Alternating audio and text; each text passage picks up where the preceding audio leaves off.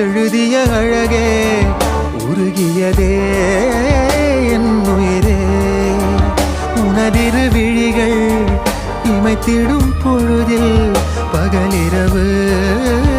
உரைகிறதே இதயம் கேட்குதே என் காற்றாக கனவாக கை வீசும் காதல் இவள் யாரோ